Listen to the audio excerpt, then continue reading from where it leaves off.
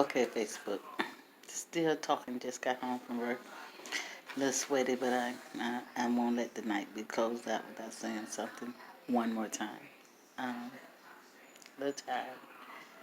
I just want to ask the question though, because when I hear a response and I see things in the spiritual realm, I talk to God about it as I'm thinking and as I'm meditating, doing my word, doing things, and God will speak back to me. And it's not that He speaks to me every day.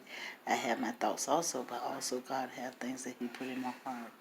So I just want to ask y'all a question, and I want you to answer honestly, because I want you to understand something.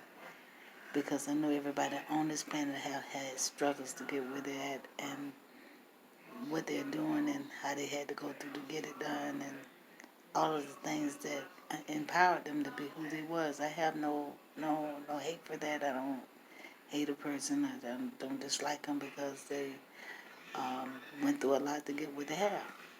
But I ask you a question: who do you think on this planet that don't want to be rich? They can be blind, helpless, hopeless, but who do you think on this planet that don't want to be rich? And we look at life like if we are rich, we look at people as less unfortunate, and we look at others as fortunate, and sometimes we let that pride override how we make people feel. And I'm not here to bash rich people because I know a lot of y'all went through a lot of things to get what you have. But when you look at life on the other side of the spectrum, we got people out here robbing and killing and stealing just to get a dollar bill, and will kill you for it, to kill me for it. And I ain't rich, you know what I'm saying? I'm working from 9 to 5, day to day. Don't get that much money, but what I do get, it pays my bills. But what I'm trying to tell you is this: who don't want to be rich? I look at life today and knowing where I used to be, I feel like I'm rich. I might not have everything that you have, but I got God. And that's far from being sleeping by the side of a barrel in an abandoned house. So when I look at people talk about what they can do and how arrogant, this is what turns me off. It's because of pride and your arrogancy. It's like you're gonna make somebody do something. You're gonna talk to them in a way where they feel like, well, I need to do this for him because he rich. The devil is a liar. My daddy rich. He rich with life and life eternally. And sometimes we go after the things with a good perspective, but in the wrong way. We talk to people like we talk them in a way to make them feel like you entitled and they're not. Um, a person that's working from 9 to 5 and a person that don't have to work if they don't want to doesn't make you no better than that person in your spirit. Your spirit could be rich and famous or whatever, and another person's spirit could be on the street corner, sleeping in an abandoned house, and God loved them just as much as He loved you. But we show such things that make people feel like, like, okay, you better. And I'm just got to tell you this, just because you sit on the toilet seat that's gold and mine's just a white bowl, don't make your toilet seat have no more purpose than what mine have. So when I look at life, I'm just glad to be alive, that I'm not out there in sin, that I'm not out there trying to hurt nobody. And I'm praying for the people that I know that's still out there that don't know God. And I think we ought to be able to come together. I was thinking about Elijah today, and I heard a preacher one time say, and he said something that had never left my spirit. He said, why compare yourselves? Why compare yourselves to each other? God brought us all together on this planet to make, each other better, to make each other stronger. Not to make each other feel like you better than them and they better than you. He brought us all together for one purpose, so we can build up a church. And I look at life today, and I don't want to be a part of this. And I look at what Elijah did. You remember Naaman? You remember the things that Elijah did? He prayed to God, and it didn't rain for 3 years. You know, he did a lot of exploits for God. He brought the latest son back to life. He had 400 prophets that came up against him. And then when they didn't fail, they put, and then I'm going to tell you something. I'm going to tell you something now. You don't know who God is using. You know, he might use you to be influential. You got a mouthpiece in your mouth. But he might have a prophet out there that can do some things that your money can't buy. And you make people feel bad about that. And it's not right. And what Elijah did, when them prophets could not let their God speak for them, when Elijah sat there and laughed at them all night, he did. I'm going to tell you something. Y'all better quit. Y'all better quit. Because you don't know who God is using. It's because he made you to be influential and have all of this. You know, everything that the earth got to offer you, you got it. And here you got people working hard just to keep food on their table and their bills paid. We ought to be able to come together as a church. I'm not talking about people outside of the church. I'm talking about people inside of the church. I ain't asking for nobody for no money. I ain't asking nobody for to put me up on top of a cloud or something. But I know who I am, and I know who I serve. And I know if I call on him, trust me, if I call on him, he going to answer. If I bind it, he going to bind it. But we ought to be able to get together. If we can do this, we can do this for our families. Everybody in your family coming to church. But we want to be the big ballers and the shot callers, and God is the big baller. Ain't no shot callers on this earth. God is the shot caller.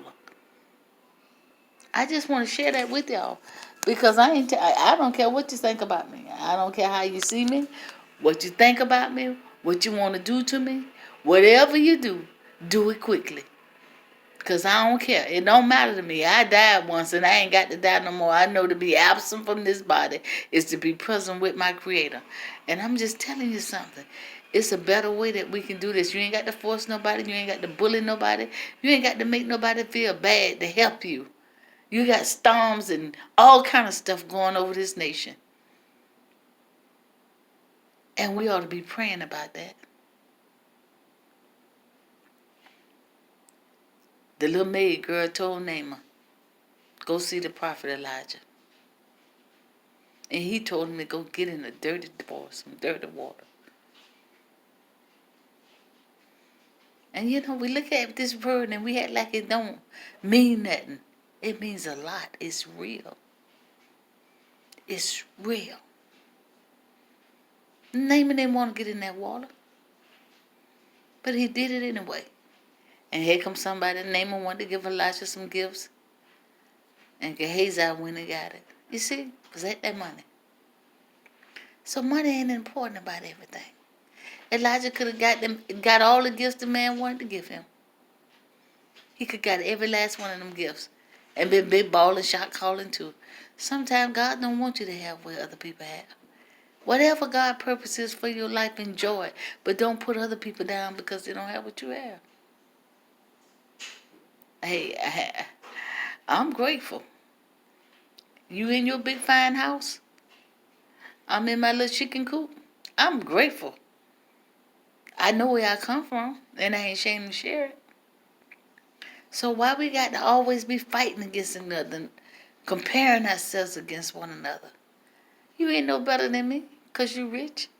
I ain't no better than you because I'm poor. I'm working from paycheck to paycheck. I ain't out there stealing, robbing, and killing. God love me just like he love you. So I'm just going to keep it real with you. I don't care if you don't never talk to me. I'm going to say whatever comes in my heart. I'm going to speak it. God is with us. God is with us, and he gave us gifts. But you know, because you're rich, and I might not be on your style of life, I can teach you something. The same gift that I got, God can give it to me to give it to you. The same way you teaching people to be rich and they dying of cancers and diseases and curses and all that stuff on the generation.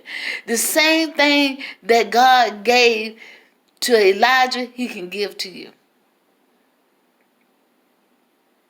But see, it don't come with no nasty heart. I don't care how rich you is. It don't come with you acting like you the big baller shot caller. Everybody got to lick boots and kiss frogs in order to be your friend. I'm a friend to anybody. I don't care who he is. I ain't no fool, but I try to do the best I can. So this is why I'm still reluctant about going back in the church. I'd rather sit here in my safe city, because trust me, my city going to be safe. And I ain't got to say that to brag, but my God, I ain't bragging on myself. You better know this, I'm bragging on Jesus Christ, my Father.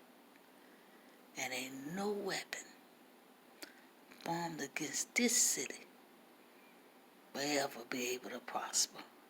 And I would like to come where you at, because I want to know, is this, Lord, let me get to Texas. Lord, let me get to New Orleans. Lord, let me get to wherever these storms at. And so I can see, and you want to know how good God is? You know, I'm talking about go back up in the air. Let me, it made me so mad. And I said, we're going to see who God it is that we serve. And I prayed about what something, and it came to pass, and y'all know what it is. Right there in California. Now, I don't want to see people die. I don't. But thou do things in such a malicious way, and you think your money and your power can control people, and it can't. It can't.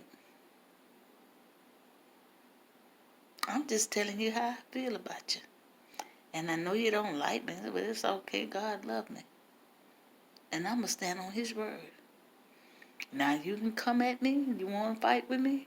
I'm going to tell my daddy. I'm going to tell you right now. And I don't want to say, now, Lord, help me. I don't want to get on my face and say, Lord, I'm scared. I'm scared they want to hurt me.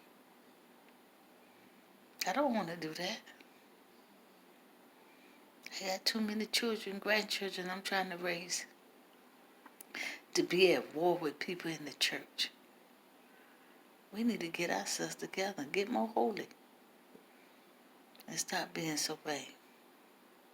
You got a good mouthpiece. But can it raise the dead? Can we get it together and raise the dead? Because if we're holy enough, we can do that too. God couldn't do no good works because of the people unbelief. I just wanted to share. Now, anytime you want to, you ain't got to post on my post. You ain't got to say nothing. And anytime God give me a heart to speak about something, I'm going to tell him tonight just what I'm speaking about. And I'm going to tell him in the morning, and this is my house, this is my church, I am the church. And I'm going to keep on living for God, because it ain't about me. I got a whole generation, and I'm pleading the blood over every night. And every day I get up in the morning, I'm pleading the blood over mine, over this city, over this nation. I ain't got time to play. I love you. Ain't nothing you can do about that. I don't care how you treat me, it's how God treat me. I love you. God bless you.